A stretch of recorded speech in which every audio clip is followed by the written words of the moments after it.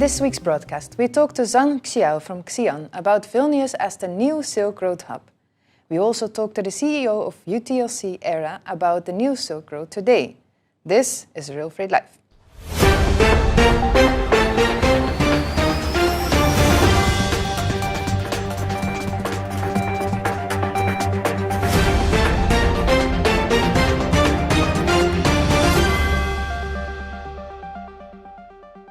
Hello everyone, it's 11 September.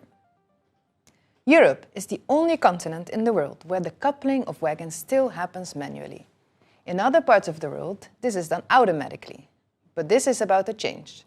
In the next 10 years, not only will coupling be done automatically, but it will also become a digital effort. Various railway undertakings and wagon keepers have now equipped the first wagons, and by 2030, digital automatic coupling should become the norm. And the UK rail infrastructure manager Network Rail has proposed wide-ranging changes to the way it monitors and maintains the earthworks around its tracks. This comes in the light of the fatal accident in Stonehaven in Scotland, where a passenger train struck a landslip, killing 3 people on board. There has been a rising tide of other non-fatal incidents of landslides and derailments, and Network Rail has now taken a firm stance. Last night, a test run through the Scenery-based tunnel took place, including a fire exercise. The Scenery-based tunnel was officially opened on 4 September, but is not yet operational until December this year. The tunnel in Switzerland passes under Mont Scenery instead of taking the high road, and it's yet another step in providing seamless rail travel from Rotterdam to Milan.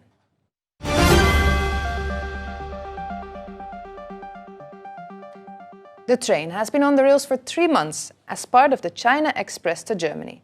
But the route to Vilnius, which is the capital of Lithuania, had more potential. Due to the high demand, it will be launched as a regular weekly service with Vilnius as an end destination.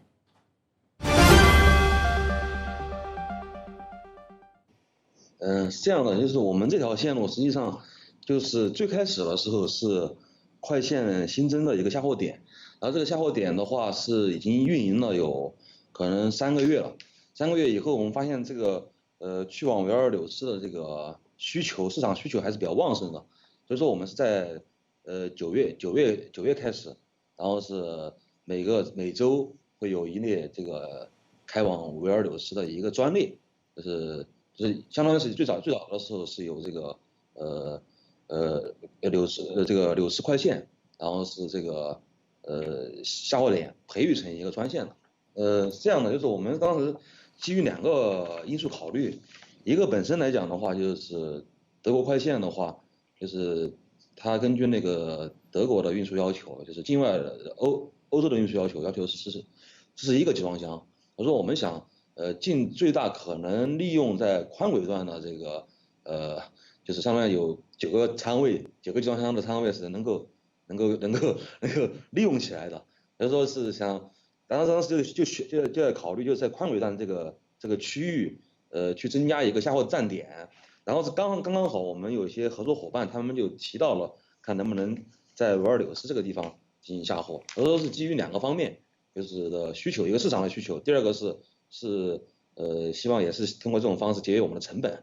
目前来讲的话，我们当然是希望就是能够往返的去开，但是现在就是因为是9月份，我们是刚刚开始运行这个出口，然后进口这个班列的话，我们预计可能到年底，然后也会去考虑。现在也要就是因为这块的话，去常态化去运营它的话，还是有一些难度的。那实际上，那个维尔纽斯这个站点去考虑这个站点，就是想去做这个北欧这些国家的一个分拨，一个。因为北欧这些国家其实上来讲的话，现在目前我们有解决方案，就是通过我们另外一条线，就是罗斯托克的一个南北欧分拨的这么一个方案来解决这个问题。但是我们想做一个全体的一个方案，就是通过这个维尔纽斯分拨到北欧这个国家。Rail Baltica also plays a role in the choice for Vilnius. We talked to Kasper Briskens from Rail Baltica about the importance of this Baltic seaport.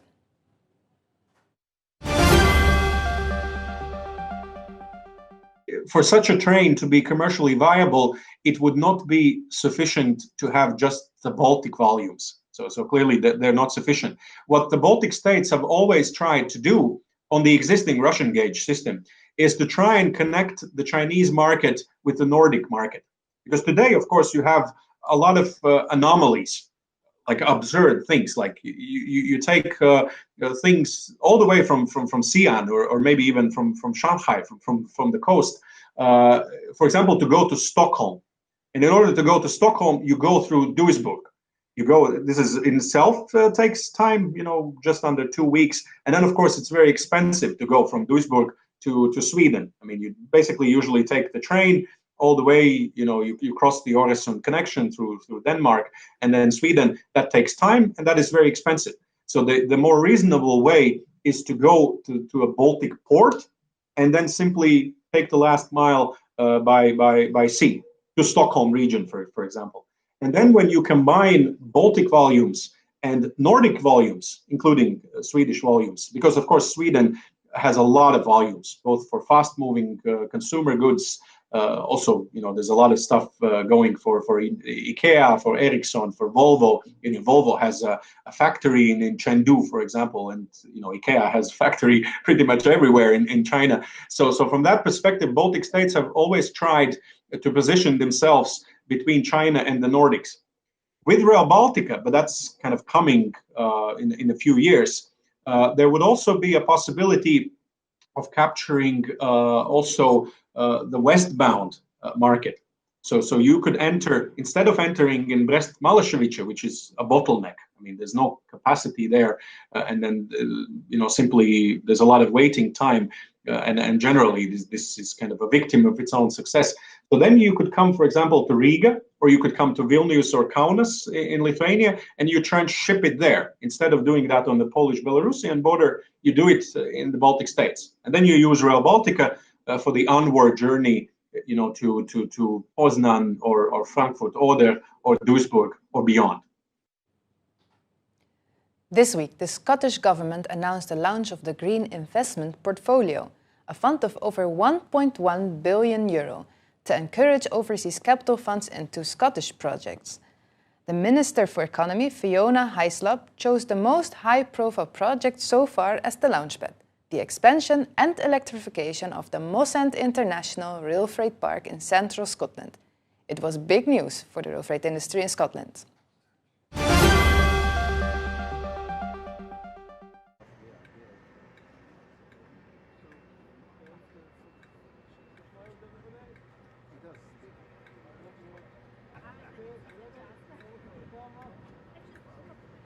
Well, the Scottish Government is driving forward the Green Investment Project. The first tranche is £1.6 billion of investment opportunities for green finance to get behind those projects that are innovative, that will help us get through that just transition to meet our target of net zero by 2045. So I'm here at the Moss End International Freight Park, which is one of the 10 projects in the first tranche of offers that are being put forward as part of the Green Investment Project. There is estimated £3 trillion of green investment finance looking for projects to invest in to help companies realise their own green ambitions. And here in Scotland, we've got fantastic natural assets, but we've also got innovation. We've got great projects that are ready for investment now, such as here at Moss End International Freight Park, and that will help, I think, attract many investors to Scotland to drive forward that joint agenda of tackling climate change with a just transition that takes businesses like this forward. So it's very impressive to see what's happening here at the Moss End International Freight Park. There's so much happening in terms of driving forward that green agenda to make sure that there's electrification, to make sure that they're using within their own facilities projects that make sure that we're meeting those targets of driving forward our climate change national targets. But it's good for business, and it's good for the business here at PD Stirling. It's good for what they are contributing to the local but international attempts to make sure that freight and green freight and rail freight that's green can take our products to market in a way that is sustainable, and that surely is a great opportunity for investors to get behind. And PD Sterling are investing so much themselves in this project that gives confidence that this is one that I think will be very, very successful, and I think is a showcase for Scotland of what green investment actually is and what it can do. Electrification of freight trains is the way forward, and to see the investment here by PD Sterling in this site, an opportunity for other investors to back it as well, I think is a good step forward, an important step forward to make sure we have a sustainable business environment here in Scotland but serving the world. He hopes that the term sanctioned goods will soon be forgotten and Russia can once again import fresh goods from Europe. He thinks of Kaliningrad as the ideal hub for transit traffic, and he openly speaks about the way people communicate in this time when face-to-face meetings are not the norm anymore. Alexei Grom, CEO of UTLC ERA, sees the positive impact of these limitations. On the one hand, our business is very much face-to-face business, and this switch onto video conferences and meetings, of course, took some time to get adjusted to this way of doing business. But on the other hand, the quantity and the quality of this cooperation and the level of our communications is much higher than we had before this coronavirus became the serious problem in our life. So, but also the speed of taking decisions, of creating new possibilities with the capacity, with the service, and with other important things, has been improved also drastically. Can you name an example of a quick decision making based on a certain event? For example, new capacities on the border terminals. Yeah, I must say that, for example, during April, we got the 30% more requests from our clients for our Eurasian railway corridor. And that means that in a very short time, you should have new decisions and new solutions in the wagon fleet, in the terminal capacity, in the technological procedures on how you're gonna use the current capacity for the 30% more volumes. And these decisions, we took quite fast. And without these fast decisions, I think we would probably have had the much more barriers and complaints on different parts of these corridors. But other routes, like for example, the route to Kaliningrad ports and border points with Poland, developed in a very, very fast and effective way. We start thinking about Kaliningrad since 2016, because we know that this area of Russian Federation has a very good geographical position to the North European countries, to the Scandinavian countries, and the volume on this route was not like this route was not overloaded. So we thought about having new transit services through this area, because they had two possibilities of going through the seaports, where they have two container terminals there, and as well as going through the dry, so to speak, terminals on the border with Poland. So it was not very well developed, and that was another motivation for us to go not where everything is more or less clear and everything is more understandable. We wanted to create something, some more facilities for the future demand from the customers. And starting with one container train a week, now we have, in September, we have already 3 trains a day to this route, and this is not, it's not limited with the 3 trains. We see that the demand on this corridor is growing up. So we're very happy. Yeah. And how is the balance between east and westbound at the moment? we see now that demand from Europe to China for the railway traffic from Europe to China is growing up. Not that much as from China to Europe, but still, in absolute figures, it is growing up. And we are very happy that we have already luxury cars in our services from Europe to China. We have, I would say that even some fashion, some companies from the fashion industry from Italy or France using our services, and we are still waiting some food industry companies which I think still are deciding whether to use railway or not to use. To rail or not to rail, that is the question. And we are always offering and suggesting to rail. Is there a clear increase of food products being shipped through Russia to China thanks to the lifting of the ban of sanctioned goods?